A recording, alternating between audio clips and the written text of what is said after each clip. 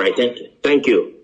First of all, I started this on Twitter, but Twitter, they are restricting me.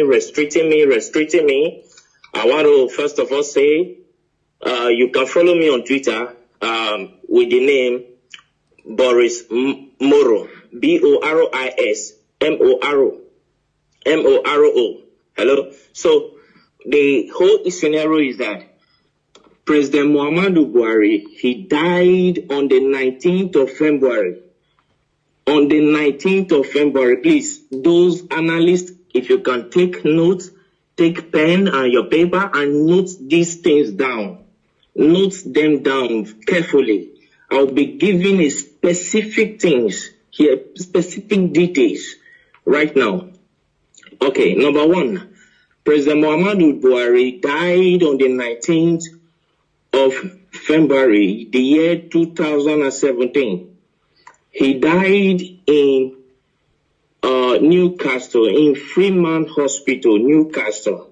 He died as a result of heart problem, heart disease, which the Nigeria presidency failed to disclose. On the 19th of February, I was in London by the special grace of God. I'm a journalist. I work with one of the Nigeria broadcasting station and one of the leading Nigeria broadcasting stations. So I covered the event in London.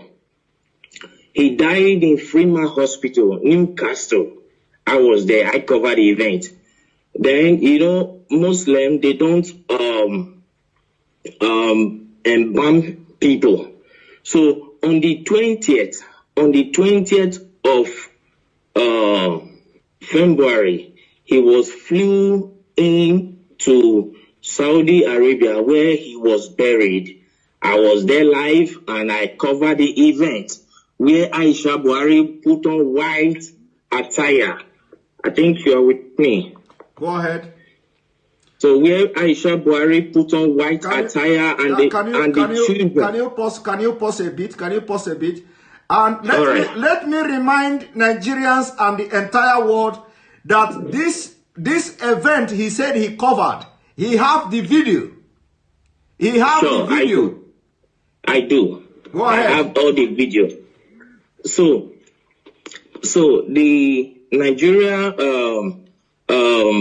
Aisha was putting on white as a sign of mourning to her husband, who is the late President Muhammadu Buhari.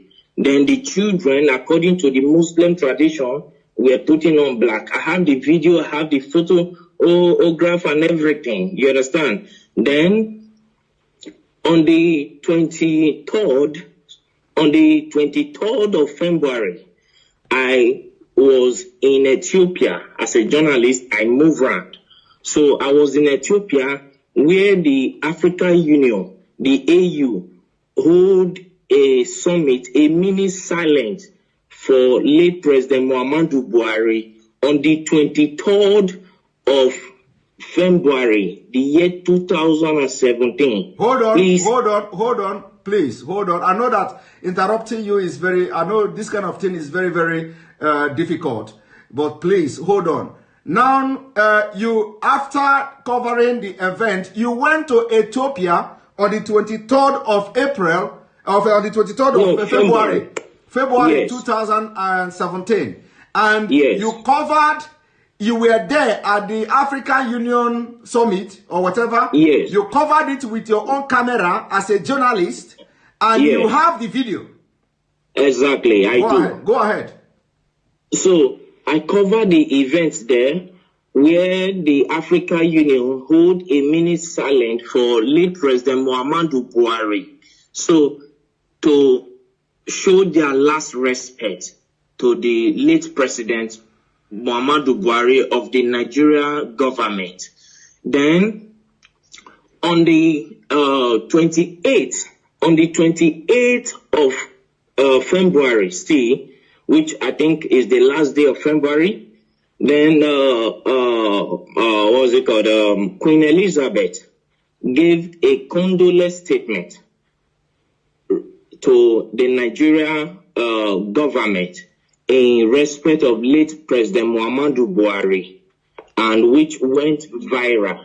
Yes. So all of these, the Nigeria government led by late Abakari and with the Kaaba swept under the carpet for selfish and greed reasons. Then on the 2nd of March, Eric Joyce, the ex-British lawmaker, ex-British lawmaker, he issued a statement, a condolence statement to Nigeria for the loss of her president. Are you with me, sir? Yes. Then they swept it under carpet, and the man got angry and came out to say that President Muhammadu Buhari is dead. If President Muhammadu Buhari if they think he is lying, that they should come out to challenge him. You understand what I'm saying now? Yes, they should come out to challenge him in the court of law, that he will come out with every evidence to prove that Muhammadu Buhari is dead. As I talk to you, since 2017, till this minute, nobody from the Nigerian government all across the nations of the earth came up to challenge Eric Joyce, the ex-British lawmaker. That went by. Then on April 17th, one American journalist by name Mark Smith, he came up to say that the corruption going on in Nigeria is unbearable, that he can only imagine how the Nigerians are surviving in that country, that there is corruption everywhere. You understand? So we just talked over all this. But what actually prompted me to come up to this tonight is, one, the Nigerian youth have been suffering 60 years of independence, 60 years of suffering and smiling, and yet the government is taking them for granted. Now the Nigerian youth, they came up to say, no, enough is enough. We don't need this anymore. Let's put an end to this. All what they could do was to send the military to fire them. If they think maybe I am lying, let Aisha Buhari, the wife of the late President Buhari, come up to tell me that the imposter parading himself as the Buhari is her husband. If I am lying, okay, hold it there. First of all, I want you to tell me, because you are one of the best journalists, but people don't know. Like I said, you don't need to mention your name. You don't also need to mention the Nigeria TV station where you work and all that. So now during the time when this man died, I want you to tell me, what did you do? Like, did you contact anybody in Nigeria, like any prominent politicians, and who is the person and what did you discuss?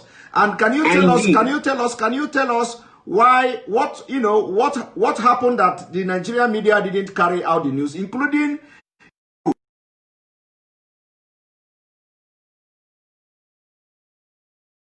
fortunate that Abakari is dead. Abakari did not die of COVID-19. Coronavirus did not kill him. They masterminded his death.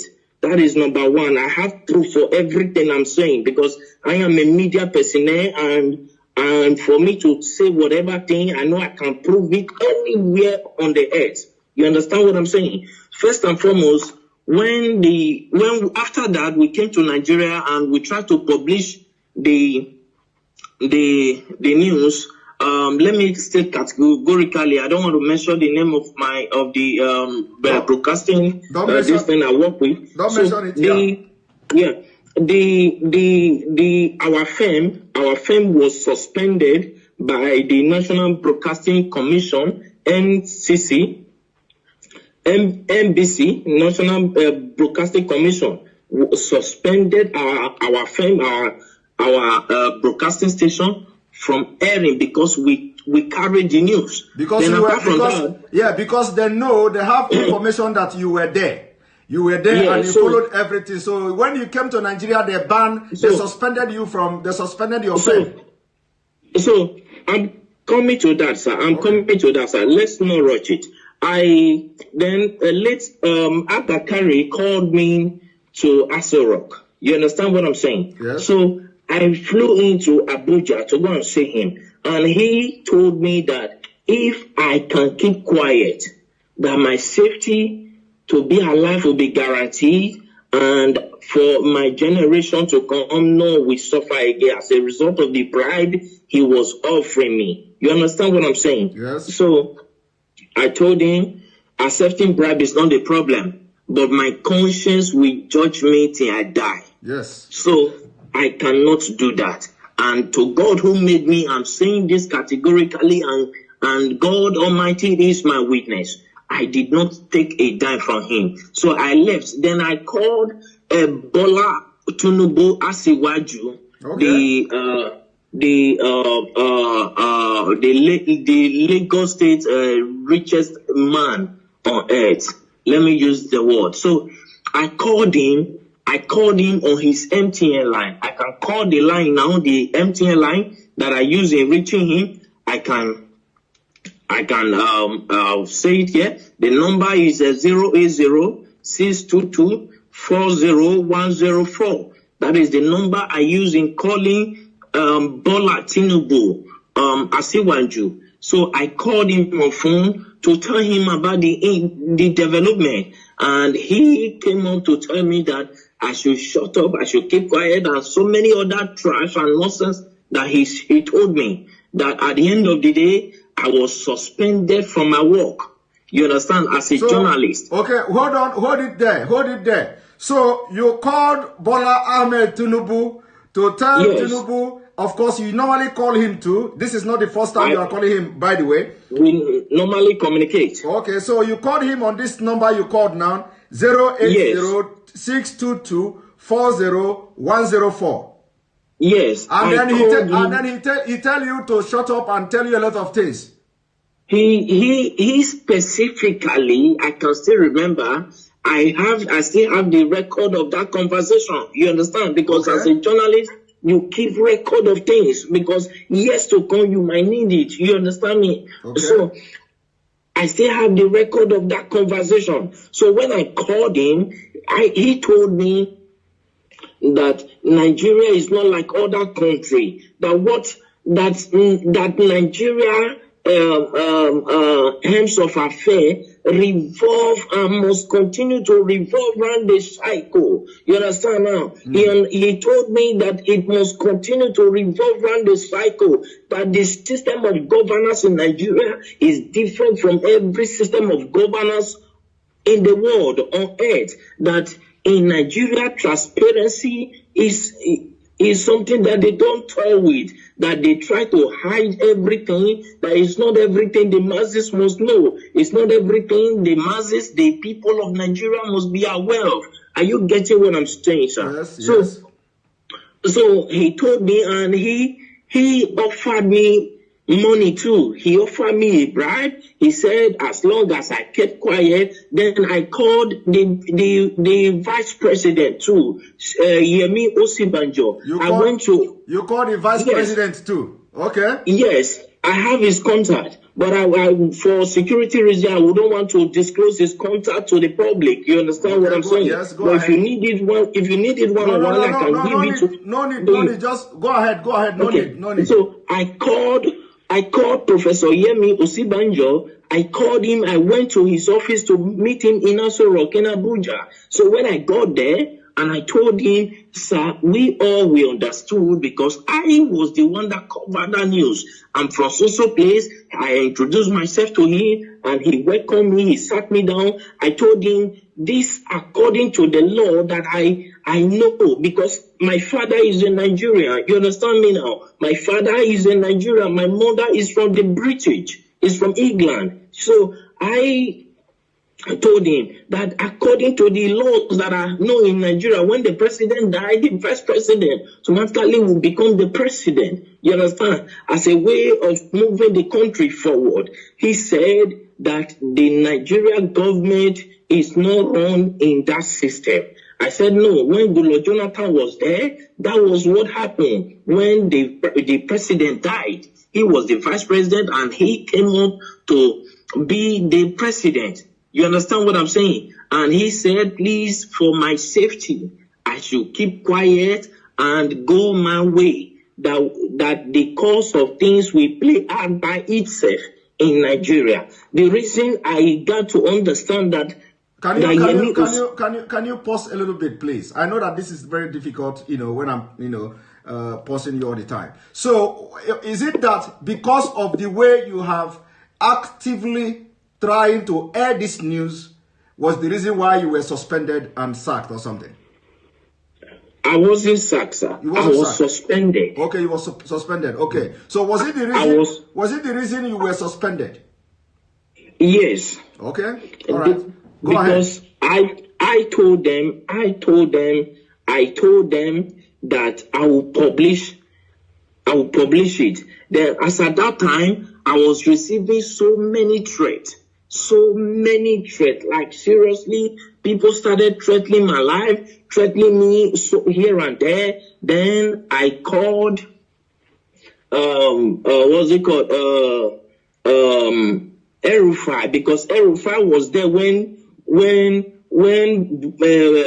Buhari was being buried in Saudi Arabia. El-Rufai was there, the Sultan of Sokoto was there, Ganduje was there. As at that time, then about 10 or 11 persons, prominent people from Nigeria were there, including other people who came to the burial ground. But the people that were there, El-Rufai was there. The Sultan of Sokoto was there. You understand what I'm saying now? Yeah. So when they were burying him in Saudi Arabia,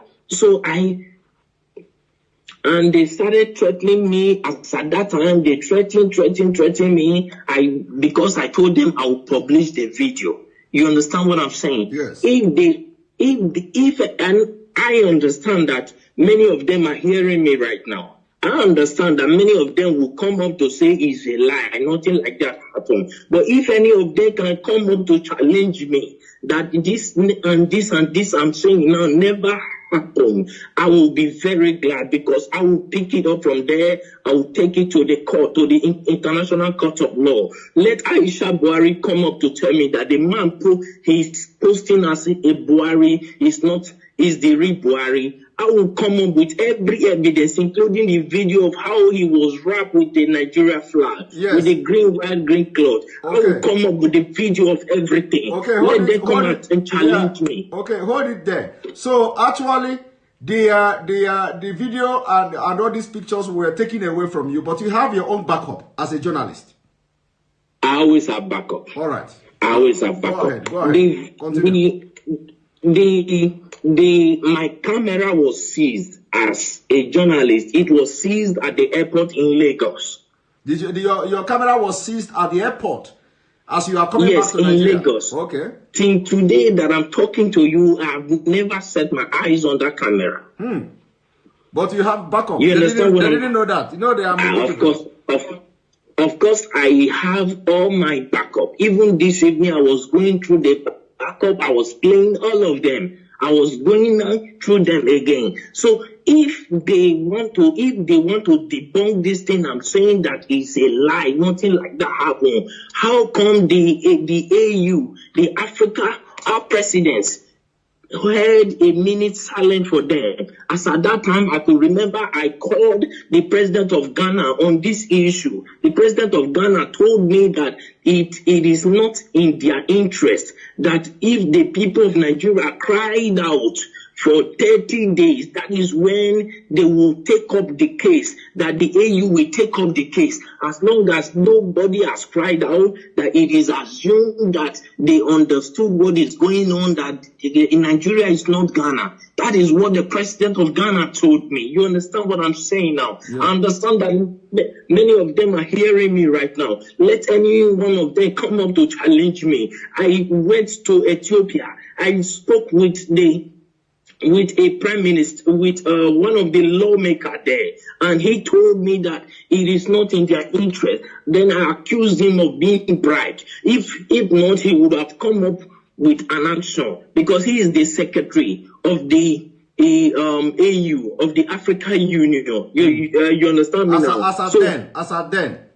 Yes, as at that time. So I challenged him. I accused him that they have been offered bribe, and he told me that he has never received any bribe from Nigeria, though many of them are coming with proposal. But whether he later accepted bribe, I don't know. You understand what I'm saying now? But the truth is this: Buhari is long dead in Freeman Hospital in Newcastle in London on the 19th of February, the year 2017. He's dead. Buhari is dead. He was buried in Saudi Arabia. Nobody can tell me that he's still alive. Buhari, that I know, if you look, when Nnamdi Kanu came up, you understand, they said that he's talking rubbish. I have never met Nnamdi Kanu on face to face. He doesn't even know me. He doesn't even know whether I'm fair or black. He doesn't know me. And I've never given him anything. He has never given me anything. You understand now? But the truth is, as a journalist, I swore an oath to stand by the truth at all times. Irrespective of what may be at stake, I swore an oath to God and to humanity. And now you no longer work with this television station, and now because of what is going on in Nigeria, you are ready to shatter the table. If I am not answerable to any Nigerian authority, you understand now? When I was suspended, I was waiting if my suspension would be lifted. I waited for a period of 6 months. My suspension was not lifted. Then I resigned. I sent them my resignation letter. Then I left. I started my own firm by myself. You understand me now? Which I am growing by the special grace of God. You understand what I'm saying now? Then what we do, because a lot of people, of course, a lot of people are demanding that we are not going to discuss here, whether we are going to, how we're going to bring video to start flashing and stuff like that, because we want to be killing them, slowly. So we want to be killing them slowly. It is not going to be boom. So a lot of people are saying we should bring the video, We are not going to respond to that at this point, whether we are going to bring the video or not. But so long as they are following the program, following what we're doing, the videos and evidences will be dropping bit by bit. All right. Thank you very much. The issue is, thank you, sir. Please, I want to say something, sir. Okay, go ahead. Thank you very much. I appreciate you. I appreciate what you are doing, and I appreciate the good people of Nigeria who stood up to say, no, we cannot face this anymore. I appreciate all of you. But one thing we must understand is the spirit of unity has to be strong in the Nigeria youth. You understand what I'm saying? Because any protest that does not last for 30 days cannot draw the attention of the European Union and the African Union.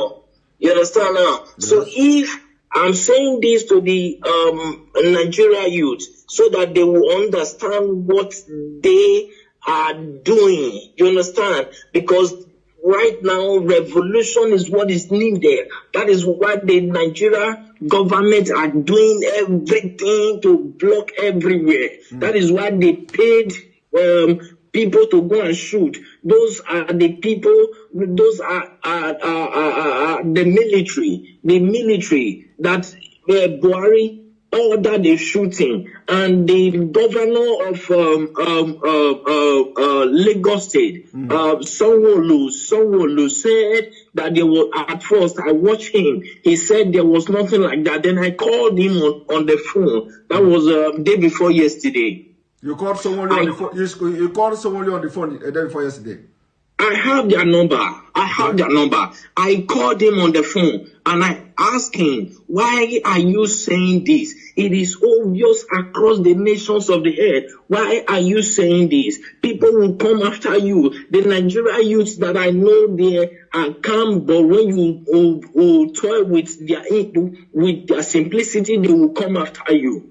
You understand what I'm saying? Yes. Then I believe that was later when he came up to say that they thought nobody died, but he began to look for possible means to change his mouth. Then I called Bola Asiwaju. Then when I learned that he was in France, I flew into France to go and see him, but I was not allowed to see him in his France mansion.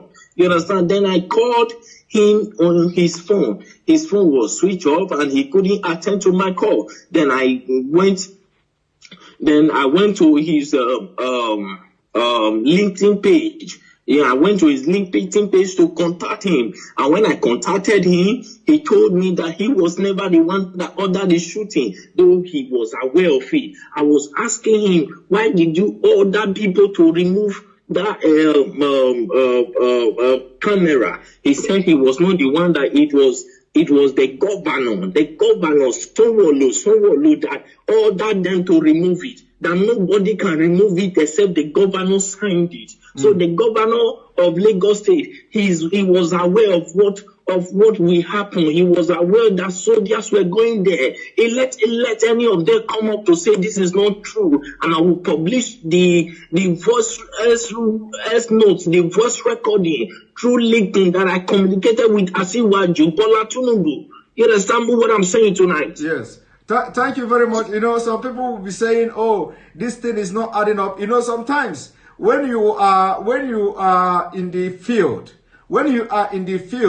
the way this Nigeria politicians, the way this Nigeria story goes, you know, sometimes it will go up and go down. Some people may not be, you know, getting the point. Some people may not understand, you know, why would you go to France? Why would you do this? You know, but when a journalist who is like, you know, dealing with all these politicians in Nigeria, and you want to be the person to have the first-hand information of whatever that is happening, and especially when you are out of the game, especially from the Nigeria space, and now you want to be, you want to have first-hand information of what is going on. You know, sometimes when something like this happens, of course, you can fly to anywhere just to get the information and get the first-hand information, you know, to have it in your own space.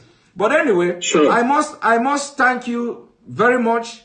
This is the first time you are talking to anybody about this.